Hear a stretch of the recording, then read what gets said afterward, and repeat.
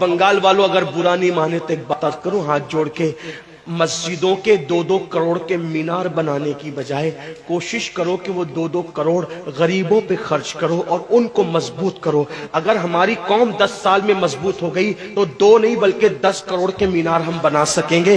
اس لیے میری گزارش ہے جلسوں کے خرچے بھی کم کرو، شادیوں کے خرچے بھی کم کرو اور سب خرچے کم کر کے اپنی قوم کو مضبوط کرو۔ حضور علیہ السلام اسی لیے تشریف لائے تھے۔ تو دیندار بنو، مالدار بنو، اور نمبر 3 ایجوکیشن پہ بہت محنت کرو۔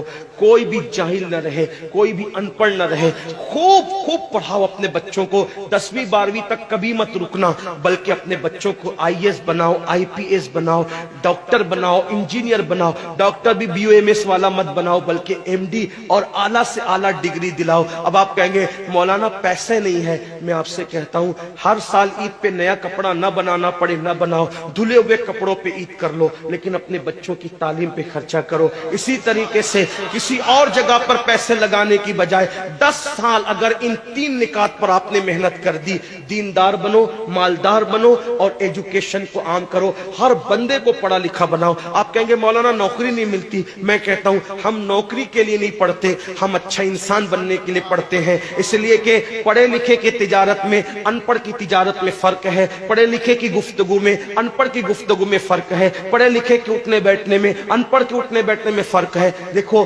آپ یہ نہیں کہتا ہوں کہ آپ سب ان پڑھو، لیکن ایک بات آپ سے کہتا ہوں، محفل میں پڑھے لکھوں کا انداز اور ہوتا ہے، ان پڑھ لوگوں کا انداز اور ہوتا ہے۔ کھانے میں، پینے میں، اٹھنے میں، بیٹھنے میں تعلیم کو عام کرو، دنیا بھی پڑھاؤ، آخرت بھی پڑھاؤ۔ اپنے بچوں کو اتنا علم دو کہ وہ مسلمان رہے، سچے مسلمان رہے، اور اپنی بچیوں کو بھی اتنا علم دو سچی پکی مسلمان رہے، اور اسکول، کالج، یونیورسٹی میں اعلیٰ سے اعلیٰ تعلیم دلاؤ۔ اور یاد رکھنا غربت کا بہانہ مت بناؤ۔